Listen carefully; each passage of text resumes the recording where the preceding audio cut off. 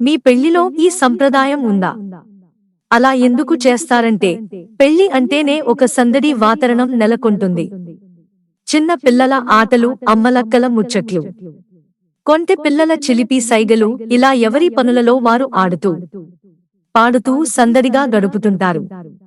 వీటితో పాటే తెలుగు సంప్రదాయాలు కూడా ఆచరిస్తారు.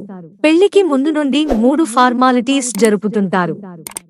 ఇందులో ఒక్కో కార్యక్రమానికి ఒక్కో విశిష్టత ఉంది. అందులో ఐరానీ పూజ ఒక్కటి. అసలు ఐరానీ పూజ ఎందుకు చేస్తారు, దాని వెనకాల ఉన్న చరిత్ర ఏమిటనే విషయాలు ఇప్పుడు తెలుసుకుందాం. హిందూ ధర్మ ఆచారాల ప్రకారం జరిగే పెళ్లిలో పూర్వం నుండే దేవతల్ని పూజించడం సంప్రదాయంగా వస్తుంది.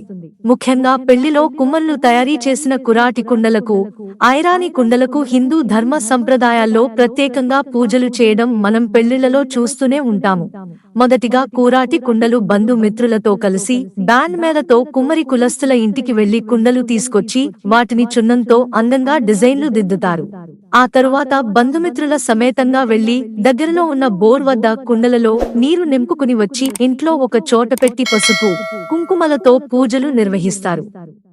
ఇది ఒక సంప్రదాయం అయితే, ఇక ఐరానీ కుండలు కూడా ఉదయం సూర్యోదయం కాకముందే బంధువులతో కలిసి వెళ్లి ఐరానీ కుండలకు తీసుకొచ్చి ఇంట్లో కుదించి పూజారిచే ప్రత్యేక పూజలు నిర్వహిస్తారు.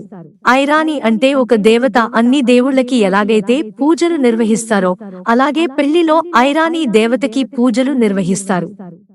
దీనివల్ల జరిగే పెళ్లిలో ఎటువంటి ఆటంకాలు జరగకుండా సురక్షితంగా దేవతలు కాపుడుతారని భక్తుల విశ్వాసం. ఐరానీ పూజ యొక్క ప్రాముఖ్యత ఎంతో ఉన్న నేపథ్యంలో ఐరానీ కుండలతో పూజలు నిర్వహించిన ఒక చిన్న గుటికను కూడా పెళ్లి మందిరంలోకి తీసుకెళ్తారు. ఇలా తీసుకెళ్లడం ద్వారా ఇరానీ దేవత ఆశీర్వాదాలు నూతనంగా ఏకమయ్యే జంటకి ఉంటాయని అనాదిగా వస్తున్న సంప్రదాయం. మిత్రులారా, ఛానల్ సబ్స్క్రైబ్ చేసుకోవడం మర్చిపోకండి. ధన్యవాదాలు.